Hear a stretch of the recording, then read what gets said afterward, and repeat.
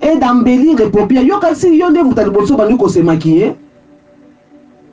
O kasi yonde mutali boso bani ko se maquiller. O kasi maquillage c'est bimi sikoyo. Maquillage c'est bimi sikoyo ta. Na suka na ko sabino pourquoi to komi na ba maquillage na niveau moko ke bana nza même ba komi ko dixter to comprendre. Parce que tout ce qui a été, tout ce qui a déjà été, il n'y a rien de nouveau sous le soleil. Il n'y a rien de nouveau sous le soleil, mes bien-aimés. Ma maman, minoko moto, minoko makasi, il n'y a rien de nouveau sous le soleil. Ces enseignements-là viennent du diable, viennent d'Azazel. Balobi, l'art de peindre les tours des yeux à l'antimoine et d'embellir les paupières. Balobi est les pierres les plus belles et les plus précieux. Le pierre le plus belle, yo lingi ba bijou botie mama yaka ba dine, le plus belle et le plus précieux. Toutes les teintures de couleurs et la révolution du monde, l'impiété figurante et générale. Balobi ba pierre précieux yangwana na keso ba bagi ba tie libanga moko ba kitoko eza kongenga biloko matoi mo libanga moko pierre balobi bango surtout balaksaki yango bango wana balaksaki bango Azazel ye mutalaksaki bango mais komona mutu na mutu oya azoki mwasi na ye alakisi makambo moko azwi mwasi na ye alakisi makambo mabe azwi mwasi na alakisi ba enseignement oyo bango bazaki na droit ya kolakisa mutu te, c'est-à-dire ils n'avaient pas droit d'enseigner ces choses à l'homme. Parce que bazali ba ange musu bazaki na ba yebi ba vivre na likolo pa nzambe ba yebi beauté nzambe ba yebi ndenge ba mbelisaka mutu yanga ba bila lola tokozala kitoko nzambe otia biso couronne akwambelir biso ola so ba diamant zoto mobimba tokongenga tozala magnifique beauté wana bango msala ba musu ba ange musu ba sala ka ba maquillage wana ba yebi ba kwambelir bazako ambelir tona nzambe bazako ambelir ba chebo siko bango mutu asala makite po a vivre makambo oyo. Bozali belé bokota l'émission de partout na pesi bino mbote. Mbote balanyo c'est chez Biso TV. Oui malamu na émission na bino réponse à nos questions. Yande ko na pesi moyini nanga mbote, moyini mbote, moyini bonjour, moyini nanga bonsoir.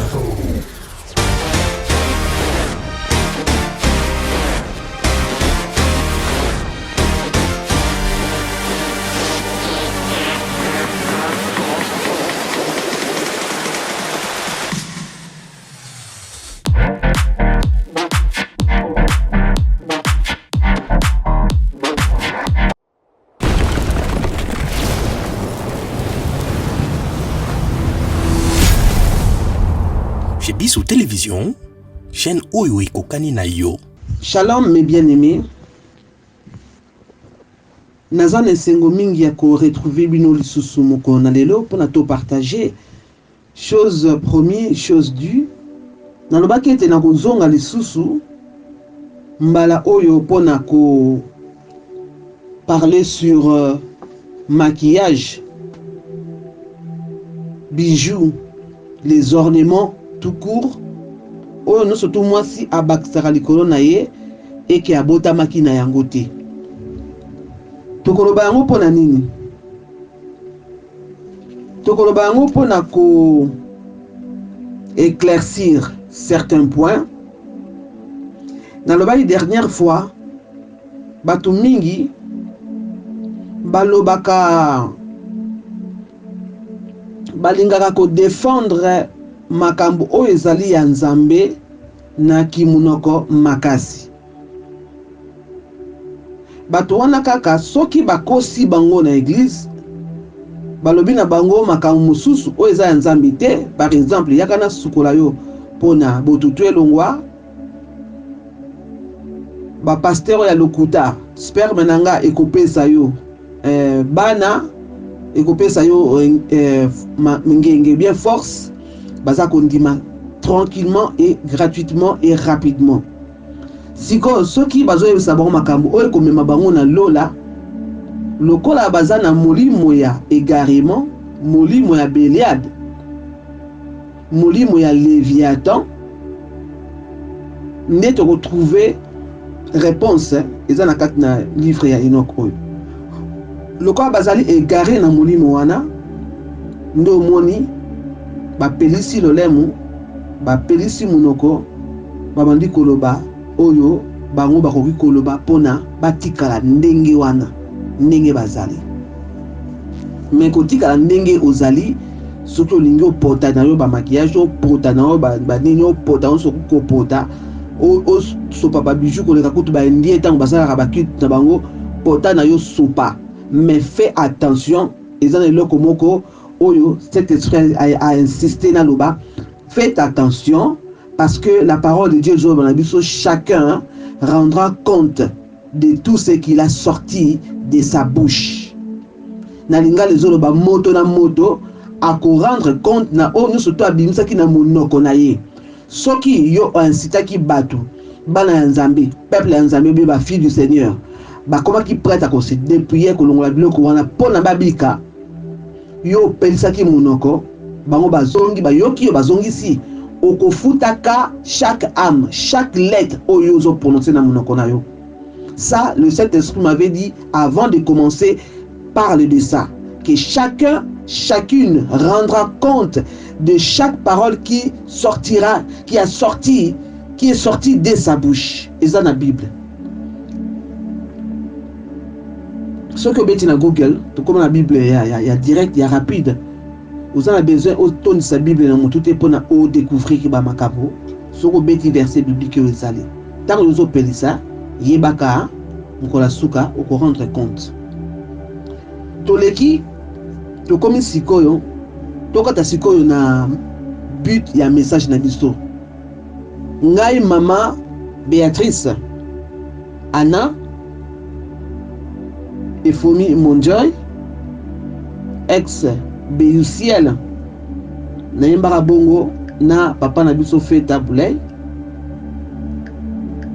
asi à Tikabiso pe à son âme avant même à Tikabiso na kenda komona ye to bondela ki pe ensemble et puis à pesa inga moi ba révélation le comment nzamba la kisaki et on écoute à partir à témoignage nanga ta mona ko témoigner comment est-ce que j'ai été sauvé nzamba benganga siko sans plus tarder tozana tango mingité naza kokota mbala moko na lisolo ya ba mèche na maquillage tout ce que nous mettons ezaka mèche te tatouage tout but nango lisolo to kobeta bokoyeba makambo wana euta wapi to bondela kolo na pesi yo lokumu ezonge pa na yo nzambe nanga yawe na bibele oba mama na biso babelela mokili na nyonso nzambe nzapa oya salaki likolo na se Yesu kolo na biso mobateli pe mosungu na biso pe mobikisi na biso oya kufaki na ekulusu oya botamaki na Vierge Marie akufaki na ekulusu après troisième jour asekwaki pe apesi biso bomo ya bi voici je vous ai donné le pouvoir de marcher sur les serpents, sur les scorpions, sur toute puissance de l'ennemi et rien ne pourra vous nuire.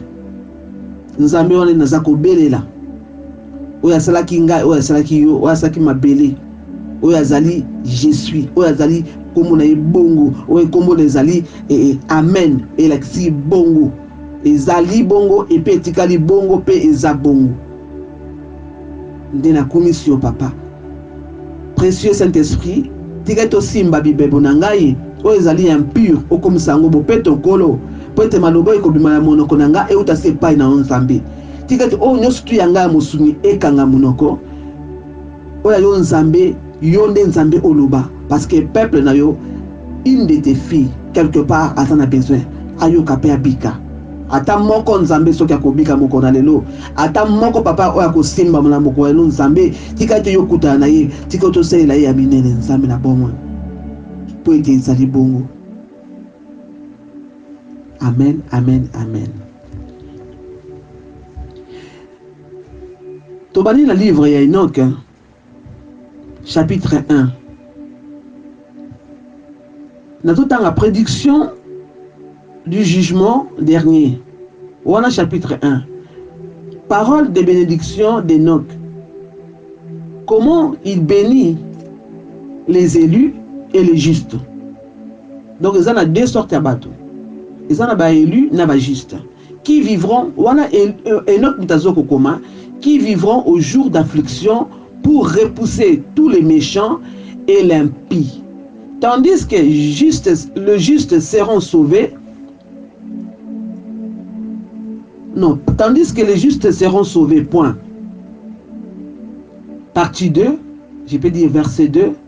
Enoch prit donc la parole, prononçant sa parole, il dit, lui l'homme juste, dont les yeux ont été ouverts par le Seigneur et qui a vu la vision du Saint qui est dans les cieux. Là il parle de Jésus. Qui m'ont montré les anges. J'ai tout appris d'eux et j'ai compris, moi, ce que je voyais, et ce n'est point pour cette génération, mais pour celle qui vient lointain. Alléluia. Déjà, chapitre Alboso, Ezolo Banabiso clairement, Enoch Azolo Azokoma, Azaki scribe ya Nzambe. Nzamba bengaki lokola scribe. Totanga rappel na Bible balbaka Enoch Azaki juste Nzambe enlevaki. Enlevaki parce que tant on est kokaki, ye ayaki na mokili kaka po akoma makomi et bandelinde Nzamba salaki mokili wana na kosote ba page wana. Enoch apesa ba détail ya création na mukola liboso Nzambe a décidé que ça la mokili azoko révéler ba secret nyonso. Nzambe ayebisi Enoch yo zali le juste yo botama pona okoma zali scribe na ngai na obotama na tino na mokili pona okoma makambo yo pona génération oyo ya suka bakoya ko découvrir ba vérité oyo makamususu oyo na ko révéler yo ekozala pona ba génération ya suka. Sikoyo yo zali scribe nanga oko transmettre parole nanga na ba descendance na yo. Enoch azali nani? Enoch azali Bible zoloba Enoch azali le 7e après Adam. Donc oko ba 7e génération après Adam. Siko Nzambe apesaki na Enoch grâce wana pona a révélé des choses cachées. Ndenge ya salaki mokili na ndenge mokili pe ekokufa. Na suka ya mokili. Enoch azali mutu oyo amonaka Yesu avant même Jean, l'apôtre Jean, oyo azo témoigner na livre Apocalypse. Enoch ya mona makambo ya minene oyo na Bible ezalité.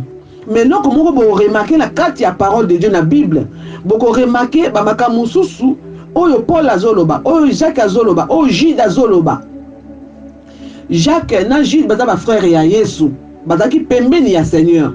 Mako mingi balobaka batanga rappel kombo Enoch et puis babimisa ba moko soki otangi yango et ko yebi vraiment livre Enoch te comprendre te Jude nga lobanina. To otanga pe livre Jude parce que nazo ba na livre Enoch après na kokota na ba makomi pour na ko bimisa oyo eza na makomi et utaki na livre ya Enoch oyo. Nde à partir wana ekopesa bino sikoyo assurance pour na boyeba ke soki Enoch a parlé sur les maquillages, a parlé sur les bijoux, a parlé sur toutes ces choses oyo siko tozoloba ezamabe na Bible pe ba mentionnaki yango mais mutu aliboso oya komaki makambo wana ke makambo ezali mabe ezali Enoch. Ezana na livre mususu ezali le testament des 12 patriarches. Donc, les 12 patriarches, donc Juda, Ruben, Simeon, Lévi, Nephtali, Gad, bango surtout na Benjamin, batika ki testament na bango avant bakufa. Mais si ko makambo bango bazolo banakata testament na bango, bazo rappeler, c'est pour cela toyeba ki histoire ya Joseph Nengeleka ki ezali parce que ba Juda batika ki testament, ba betaki ki bana na bango masolo. Makamususu okotanga bo comprendre te parce que aussi longtemps nano tangi livre ya Enoch te eza difficile au sosola makambo oyo ozotanga par exemple dans le livre Jude. Livre Jude ezali chapitre 1. Ezaka na chapitre moko. Pendant que nazali koyekola livre oyo ezaki na 2019. Le Seigneur m'a dit je te vais dans ma présence. Et qui juste après bonne année alobi nanga, c'était clair. Message a eu clair et puis très sévère. Dans la voiture, on a dit Seigneur, qu'est-ce qui se passe? Alobi nanga, je te vais dans ma présence. Et il y avait un esprit de mort, Ezaki derrière moi. Je ne sais pas si j'étais empoisonné, ça je ne sais pas. Parce que tant on a commis, na Siminzela, na en Angleterre, tant on a commis en Angleterre, et pas moi en Nanga, assez à bon, c'est la place nanga bien tout. Na yebisa ki na zoya mbangu. Na koti, déjà na bandai komeka koyekola ba livre ya Enoch, na bandai pe kolandango na ba audio, et menazai ko tout na nzambe soki eza vraiment livre na ye.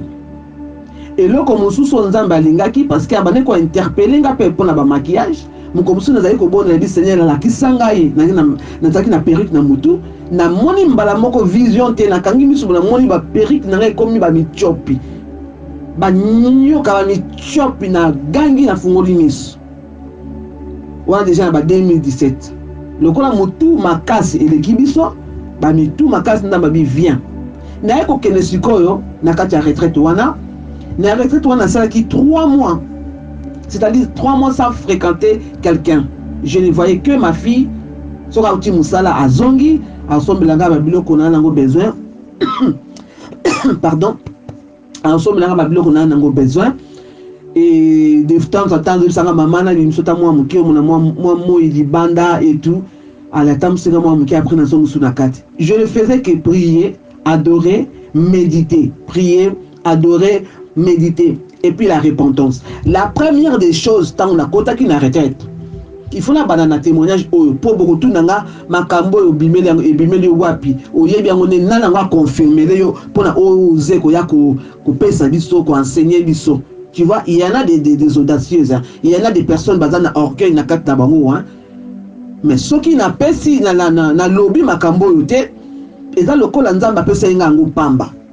Kokota na kota une retraite. Nabadi kotanga livre ya Enoch. Nabadi koye kolango page par page. Na 8 ans nanga nyoso. Si on a plus attiré na côté ya ba bijoux na ba maquillage. Mais avant cela, quand on a côté dit Seigneur, qu'est-ce que je dois faire? Le Seigneur me répondra alobi nanga, tu te rappelles tango zalaki mwana bébé spirituel, tango yambaki Yesu, tango na yambaki ye. Alobi papa na yo enseignant ki yo nini. Nga nazo répondre, on a dit Seigneur, enseignant ki biso, la première des choses aloba ki tout ça la renoncement il y a soi-même. Tout banana, tout avec conseil ça sur la prière il y a renoncement. Ah bien oui. Si quoi le renoncement ezali nini. Eza lokola Seigneur a banai ko rappeler nga qu'est-ce que je savais déjà. O e koma ki ba période moko ki na bosani yango na komi kotambola sikoyo na légèreté bien qu'elle cotisé na prophétie na makamni surtout mais na komi kotambola un peu na légèreté ndé na lingaki. Aïbi Singaboy, j'avais dit, tu sais que Dieu aussi à mes enfants, tout ça dans la relation mon côté, attends ça là miracle. Tous allez dans la relation mon côté na yo. Ce qui renoncement de soi-même est alité. Nous avons profité pour nous dans la Bible. Dans limite de aussi ça nous surtout nous na lelo. Na mikoza moi qui est rapide, témoignage na repé ça mke sima. Alobi banana renoncement de soi-même. Nde mona ko banana renoncement de soi-même, nazo tanga eza na Luc, eza na Marc, le Seigneur dit si quelqu'un veut venir après moi, il doit renoncer à lui-même et prendre sa croix et me suivre. Celui qui ne renonce pas à lui-même, qui ne prend pas sa croix pour me suivre, n'est pas digne de moi. Et je disais, oh Seigneur, c'est vrai, tu avais dit ça, c'est vrai, on a appris ça. Ça fait des années, ça déjà maman bimba. Mais la zone de sous na bande de sous. Et le Seigneur a dit, tu vas passer ton temps à faire ça jusqu'à ce que tu sentes que tu as renoncé à toi-même et jusqu'à ce que tu sentes que tu as renoncé à toi-même. Et tu vas commencer à entrer maintenant dans la repentance. Et j'ai commencé à me repentir, à me repentir, à me repentir. Après quelques jours, et repentance et changer niveau et comme spirituel. C'est-à-dire, je n'avais plus besoin de forcé pour la repentance. Et mon corps, mon âme, mon esprit, c'était comme cachère, quoi, c'était vraiment l'eau traversait mon corps. Et le Saint-Esprit me disait, à chaque fois que l'huile des autres et c'est ce moment où je t'appelle à prier. Au moins, l'huile et j'ai tombé par terre, et comment il n'a ma dimension, mon koboé, et comment il n'a point que moi nanga soka a uti musala ye alali ala muki na pokwa ke musala akobenga ngala ba pourquoi nazaka na kolela ti abi non ça va pas, il y a quelque chose qui va pas. Après abengi batou abengi bandekone maman ça va pas, j'ai jamais vu quelqu'un qui pleure du matin jusqu'au soir et tout. Après ce moment il faut dire mais qu'est-ce qui se passe na ko ça moi na calmer na bino moi na ezali kolela ya munso toté. Et ça, c'est mon esprit, c'est mon âme, c'est spirituel.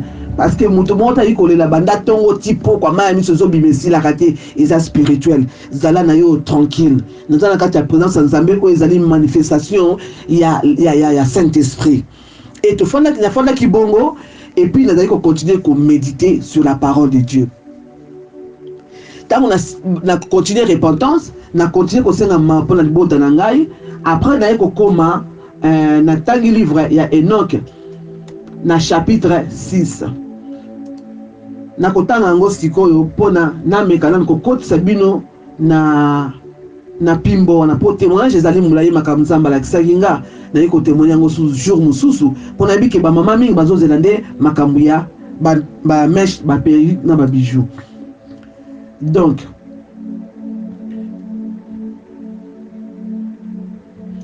Tokem balamoko na chapitre 6.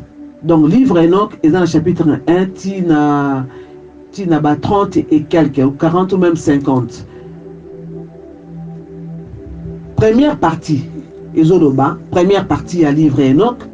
Après que apesi ba message ndenza balakisa ke mokili ndenga abandai mokili ndenga tali ko loba la lingo pesanga lokwa likolo ebimi na lingo pesanga mabele ebimi na lingo pesanga zamba ebimi. Et vraiment tant on attend ki yango j'ai pleuré parce que nzambe tant azolo ba bongo alobi moi seul alobi Enoch nazali ka nga moko alobi Enoch non et na ko parti on est touchanga mingi motema bi Enoch le juste nazali kaka nga moko omoni nga nazali kaka nga moko nazali na mutu te nga moko mutu nazali kotambola nazo errer partout nga moko j'étais seul. Après naye ko décider nasala quelque chose azaki ye moko nzamba azaki ye moko alobi na décider alobi nasali nyonso ngai moko nzambe mutu te maboko ya mutu te edenga eloko ya mutu moko te edenga mutu moko te asungi nga nasala ngo ngai moko.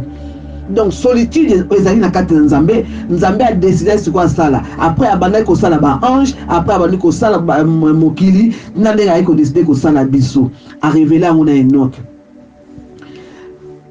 Bon, sikoyo nazotanga verset biblique chapitre nazotanga chapitre 6 oyo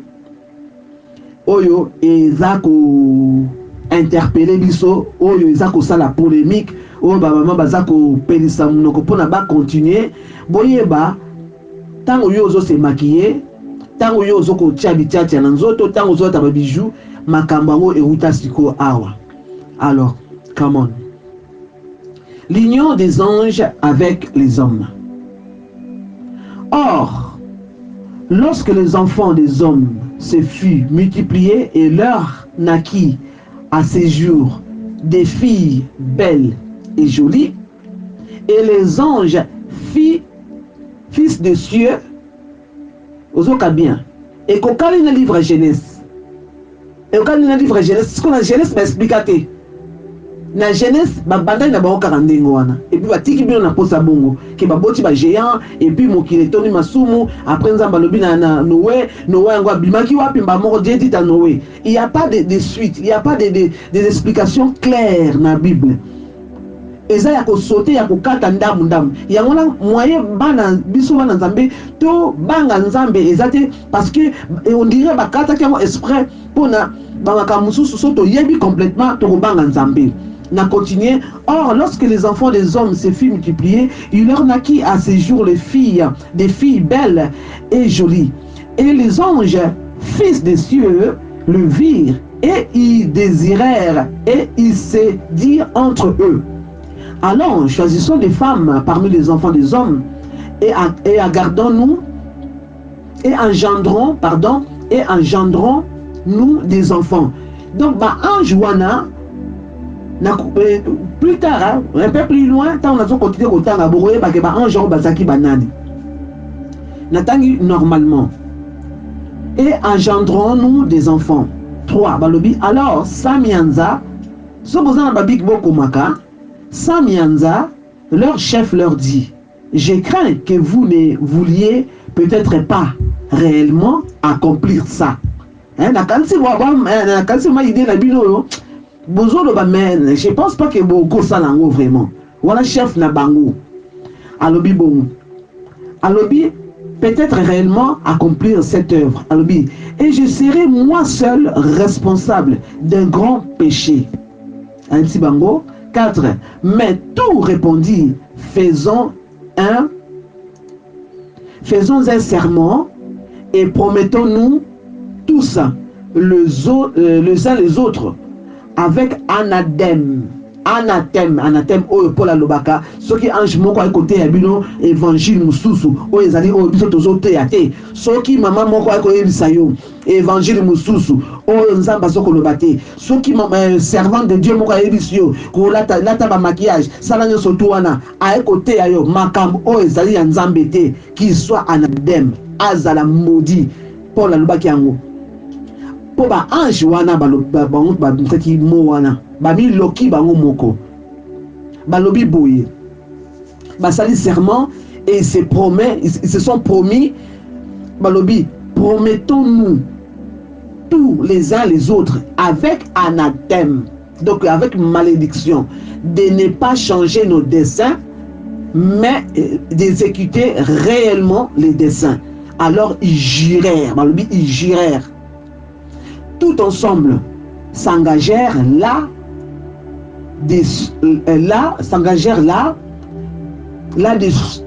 parce que ça y a katana. Ils s'engagèrent là-dessus, les uns envers les autres, avec anathème. Donc bah j'irai en haut na kata mal, c'est-à-dire oh koye la biso et ya ceux qui toko beba ceux qui toko lokama ceux qui toko nini e koma ba j'irai na anathème ba ko sala yango ba ko ya ko bimana ba humain ba na bati ya humain bon ba ba ange ba décider bon. Alors si c'est le dit or ils étaient en tout 200 et ils descendirent sur Hardi le sommet des monts Hermon. Ça vous parle les monts Hermon, ils ont la Bible. Montagne wana mont Hermon. Ils ont la histoire morokona. Nakalisi Elipe akendaka na ba montagne wana.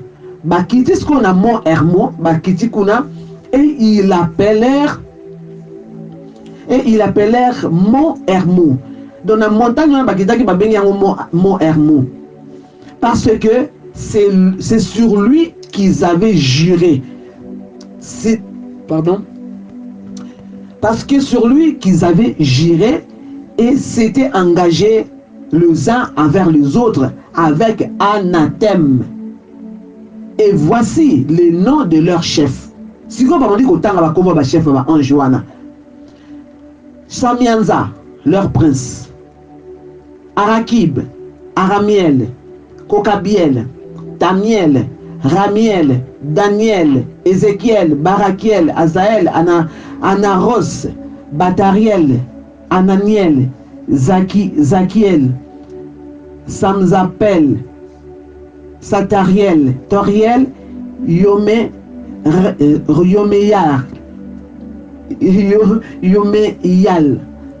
Voilà, bah, comme la bango. Et puis Zéal, et ce sont le chef des dizaines. Voilà, bah, chef. Nasima na bango, soit chef à dizaines, c'est que Nasima na bango, bazana 10 anges au bango, ba géraka. Donc bango tango ba gérer ba participer ba 10 anges na bango oyo bango ba gérer lokola général a participer ba likili na ye na sima na makambo oyo ya mabe oyo bango ba gérer. Voilà, to continuer. To comme dans le chapitre 7, ba commis naissance des méfaits des géants. Naissance et méfaits des géants. Ceux-ci et tous les autres avec eux prirent des femmes. Chacun a choisi une. Chacun a choisi une et ils commencèrent à aller vers elle et avoir commerce avec elle. C'est-à-dire comme Kukilola Lana Bango. Elle et ils leur commerce avec elle et ils leur enseignèrent des charmes.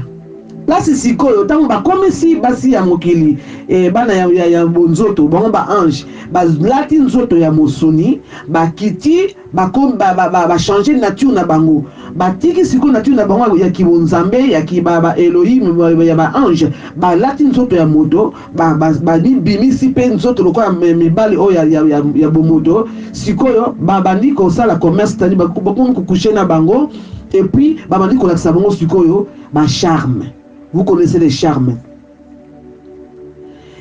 Ils commencèrent avec elle et ils leur enseignaient les charmes et les incantations.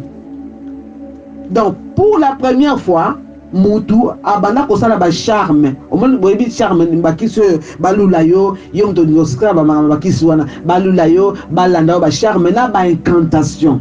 Et il leur a appris l'art de couper les racines. Au moins kosala ba kisi ya bokoko. Ba kisi ya bokoko pona koloka bobaki boy bosali boy ba biloko wana. L'art de couper les racines et la science des arbres. Or, celle-ci conçue, lui celle-ci donc, basi on a su pendant que la on m'a cambo mabe, oh il fallait bailler battre. Balobi, or celle-ci conçue et mis au monde des grands géants. Totalement on peut la Genèse, nous avons prouvé en la carte Genèse. Dans la Genèse balobi, il y a eu des géants. Les géants tant que bana ya Nzambe na bana mokiba sangani babota ki ba géants mythiques oyo Bible zoko koloba. Bon. Ils mirent au monde des géants, des grands géants, dont les hauteurs étaient 3000 coudées. 3000 coudées et cause à la locale à 3 gratte-ciel. Gratte-ciel aux États-Unis.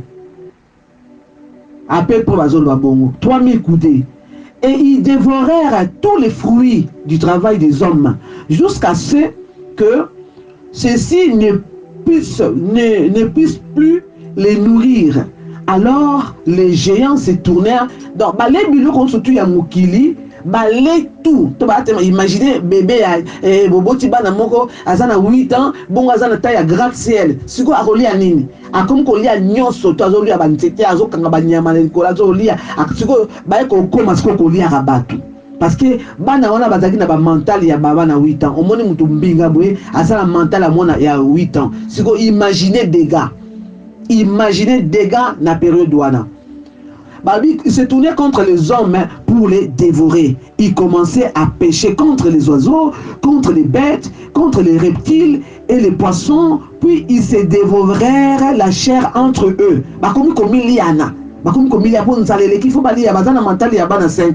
Et ils burent le sang.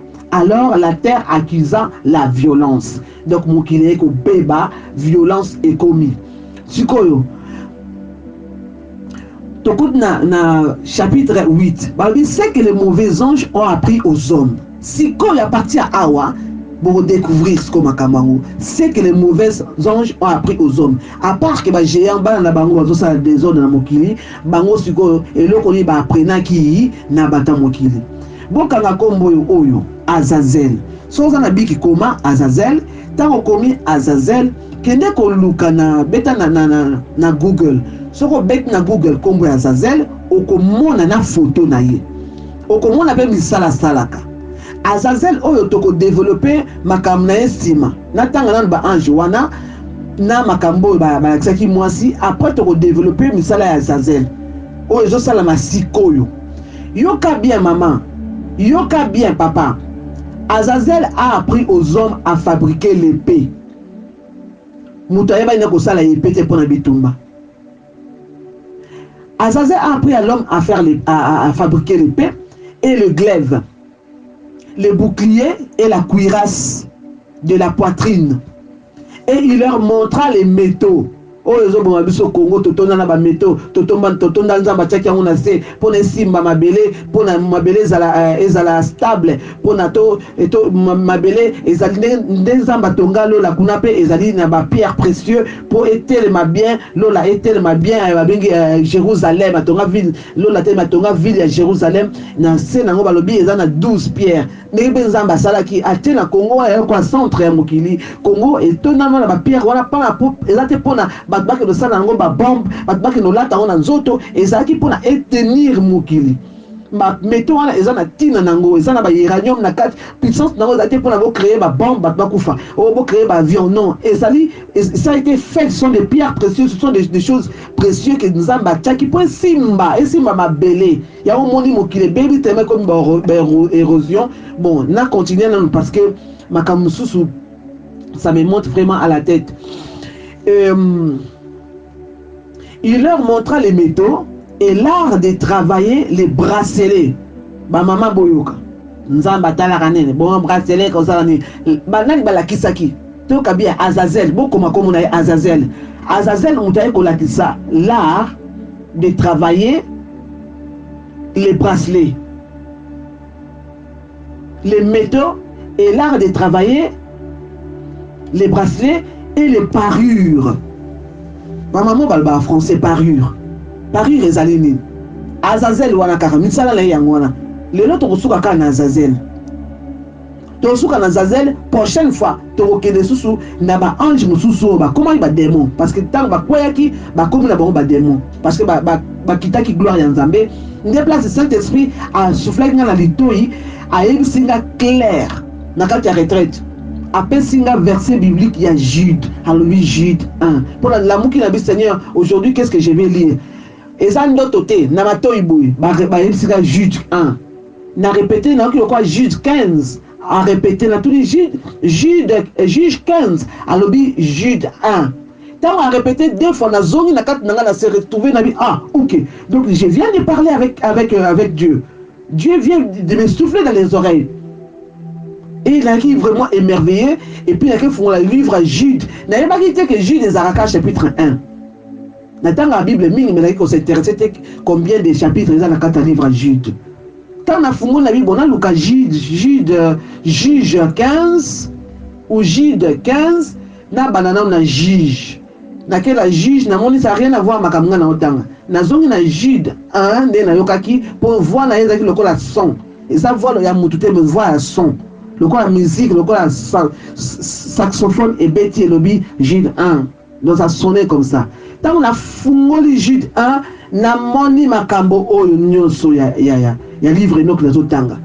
Et j'étais vraiment dans la joie, na dit Seigneur dans livre oyo est vrai. Bon, tu continues parce que tu as eu temps mingité. Prochaine fois, botika est vraiment en alerte pour na to keleti la suka to découvrir makambo ibele.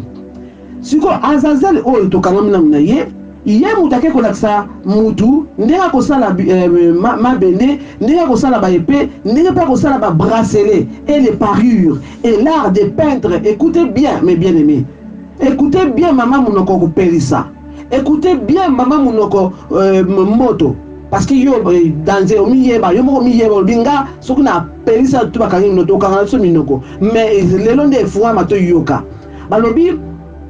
Azazel a pris aux hommes de fabriquer l'épée et les glaives, les boucliers et la cuirasse de la poitrine et leur montra les métaux et l'art de travailler et l'art de travailler et les bracelets et les parures et l'art de peindre les tours des yeux. Hein? Est-ce que n'en attendez bien? Est-ce que n'en attendez bien? Est-ce que n'en a Saint-Esprit dans l'accès qui bango l'art de repeindre les yeux, hein? La tangue à parure et l'art de peindre le tour des yeux, hein? Tu dis crayon au pacol na misu hein, au tourner na misu boy. Dès que tu as des mascara, tu as mascara et puis aussi crayon au pacoli hein, yango non? Est-ce que nazolo tato nazotangango? L'art de peindre les tours des yeux en l'antimoine. En l'antimoine. Et ça dit, on a produit mon travailler pour ça la crayon de beauté. Alors, l'art de peindre les sourcils, parure et l'art de peindre les tours des yeux à l'antimoine et d'embellir les paupières. Voilà Enoch, hein? Et ça Enoch. Et d'embellir les paupières. Yo kasi yonde mutali boso bani ko se maquiller. O kasi yonde mutali boso bani ko se maquiller. O kasi maquillage c'est bimi sikoyo. Maquillage c'est bimi sikoyo ta. Na suka na ko sabino pourquoi to komi na ba maquillage na niveau moko ke balanza même ba komi ko dixité to comprendre. Parce que tout ce qui a été tout ce qui a déjà été, il n'y a rien de nouveau sous le soleil. Il n'y a rien de nouveau sur le soleil, mes bien-aimés. Maman, moto, makasi. Il n'y a rien de nouveau sous le soleil. Ces enseignements-là viennent du diable, viennent d'Azazel. Balobi, à la kisi batu. Nande ko sala épée pour na ko bunda, na kuiras pour na ko bunda. Nyonso wana balakisi parce que ba guerrier, bazaki wana. Et là, comme ça, vous avez un vigilant. Tout le temps, on a vigilant. Vigilant, c'est un kengeli. Le cas de Satan a quoi ça qui est Ève. Bah, quoi, il a des sous qui est baby. Ce qu'on a dit, c'est vigilant. Oh, bah, kengela, il y a Ève. Il y a Donna Ève. A tchaki, bah, on a kengela. C'est quoi, Satan a dit que ça Ève. Qu'on tromper Ève. Tant qu'on tromper Ève andimi, il y a un kaka kele ko tromper ba ange oyo. To mona kuna na suka yem tande ko souffler bango. Ko yebsa bango a séduire bango, a yebota la ba fille ba sa remonter ba kitoko. O monde nene beaucoup comme pe batwa, beaucoup pe bat bobimina bango hein. Ba mandimi. Ba ba ko yakina sa tante me ba yi ko séduire bango. Et la catégorie mususu. To continue. Balobi, l'art de peindre les tours des yeux à l'antimoine et d'embellir les paupières. Balobi est les pierres les plus belles et les plus précieux. Les pierres les plus belles. Yo lingi ba bijou botie mama yaka ba dine. Les plus belles et les plus précieux. Toutes les teintures de couleurs et la révolution du monde, l'impiété figurante et générale. Balobi ba pierre précieux yangwana na keso ba bagi ba tie libanga moko ba kitoko eza kongenga bilaka matoi mo libanga moko pierre balobi bango surtout balakisaki yango bango wana balakisaki bango Azazel ye mtalakisaki bango mais komona mutu na mutu oya soki mwasi na ye alakisi makambo moko azwi mwasi na ye alakisi makambo mabe azwi mwasi na alakisi ba enseignement oyo bango bazaki na droit ya kolakisa mutu te, c'est-à-dire ils n'avaient pas droit d'enseigner ces choses à l'homme. Parce que bazali ba ange musu bazaki wana ba yebi ba vivre na likolo pa nzambe ba yebi beauté ya nzambe ba yebi ndenge ba mbelisaka mutu yanga ba bila lola tokozala kitoko nzambe otia biso couronne akwambelir biso kolata so ba diamant zoto mobimba tokongenga tozala magnifique beauté wana bango msala ba musu ba ange musu ba sala ka ba maquillage wana ba yebi ba ko ampelir bazako ampelir trop na nzambe bazako ampelir ba chebo siko bango mutu asalamaki te pour à vivre makambo oyo parce que les filles de la terre bazali déjà belles. Le corps bazali déjà belle bazali na besoin ya koyeba ya ko bakisa makambo te. Siko bango ba décider non seulement ba ye ko bima na bana ya bato et puis balakisi bango makambo il fallait pas.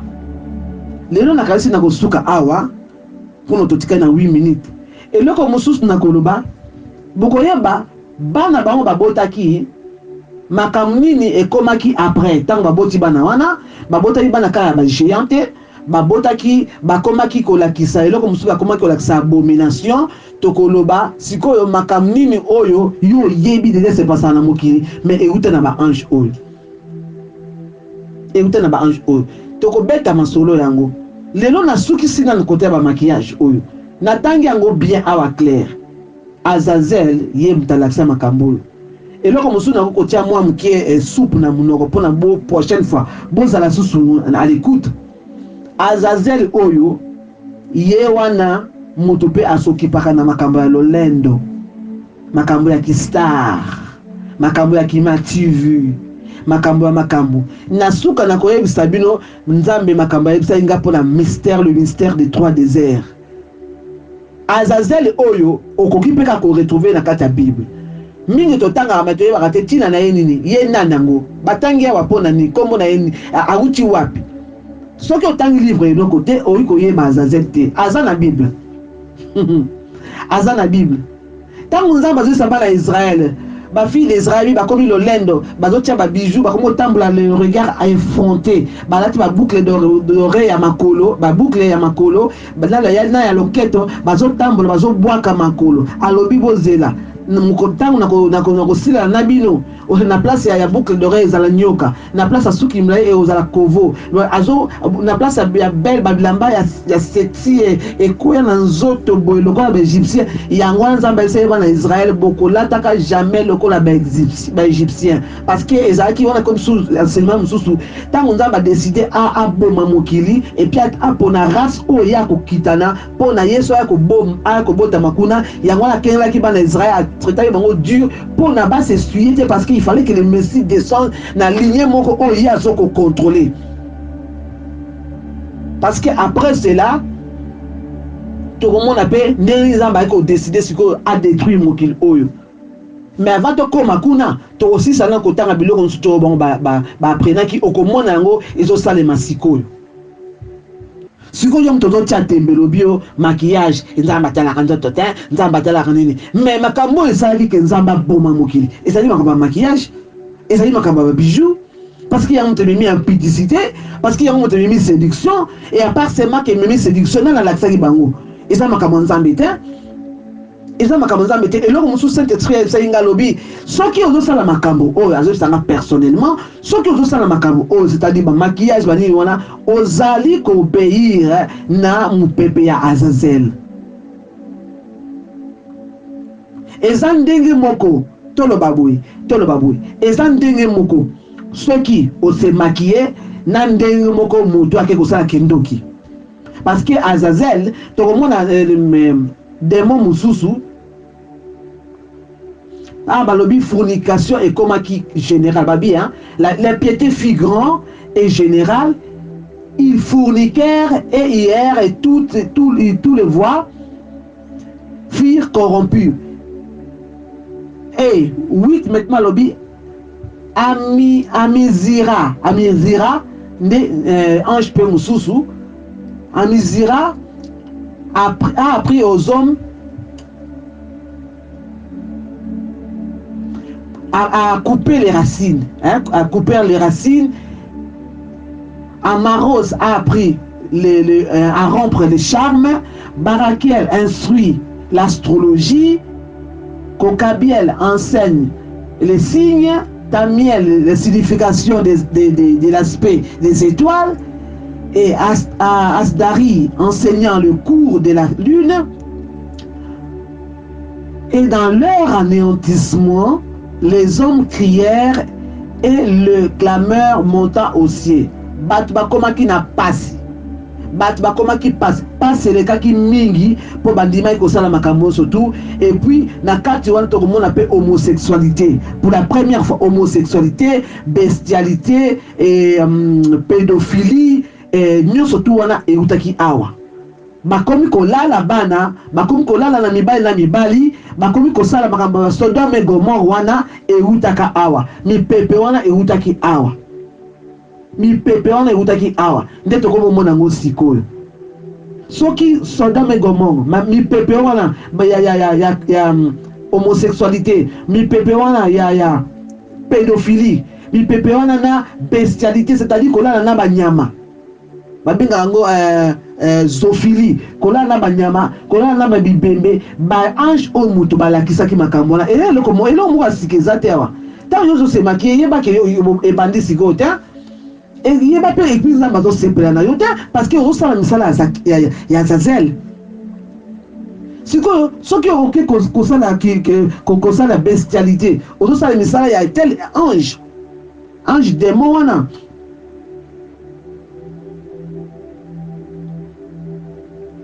Na 5 siko tokomona ndenge nzambe ba ange ya nzambe ba moni mokili ndenge baby nazongi mwa moke na nsima na suki awa parce que na 3 minutes esili.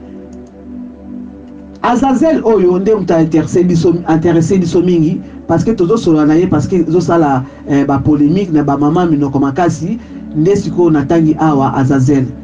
Prochaine fois na suki nano poso na bina mema mulai tokoya kosisa surtout ba mystère ekosila.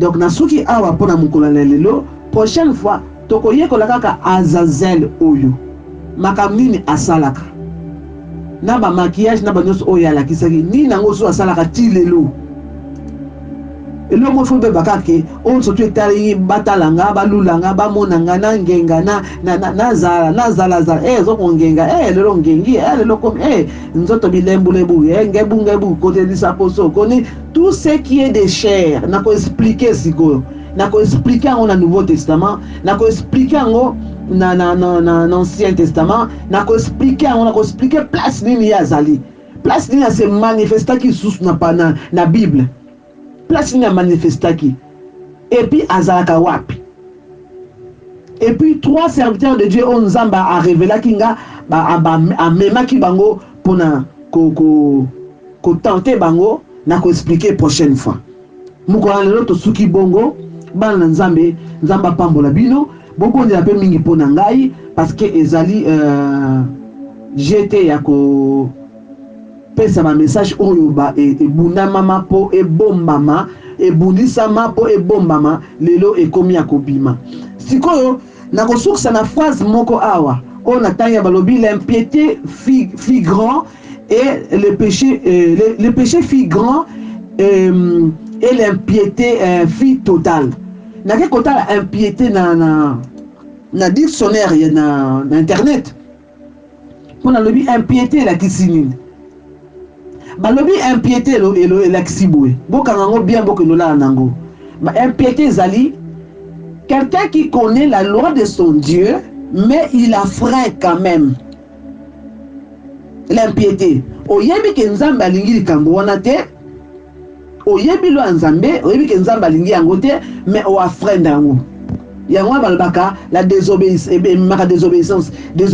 balobi eza ndenge mona sorcellerie.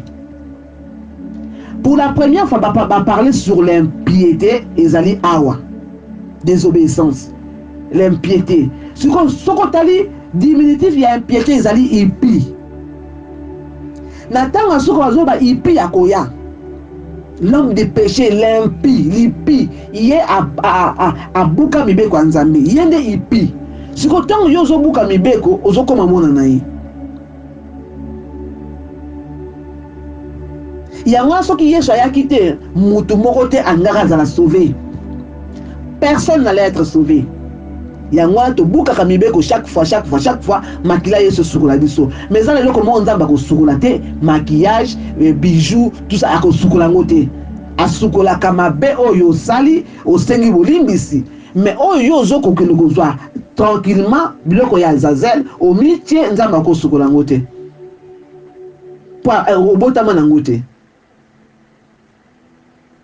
eza biloko oyo ya pesaki alakisaki oyo ifala alakisaki donc comme yo pe la katia impi comme le quoi ipi yopé mettre sur la prochaine fois na monito suki bongo poto comme si na ngonga ya 50 minutes à la prochaine nzambe a pambola bino bo soutenir chaîne oyo ya mwana na biso Brad azosala musala ya nzambe makasi to soutenir ye na kombo na Yesu.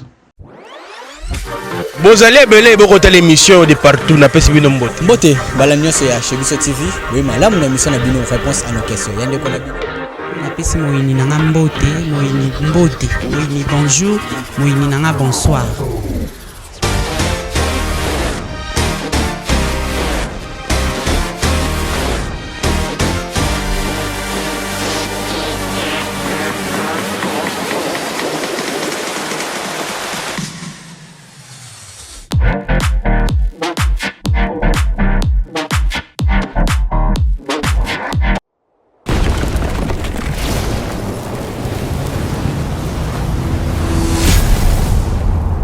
chez Biso Télévision, chaîne oyo ekokani na yo.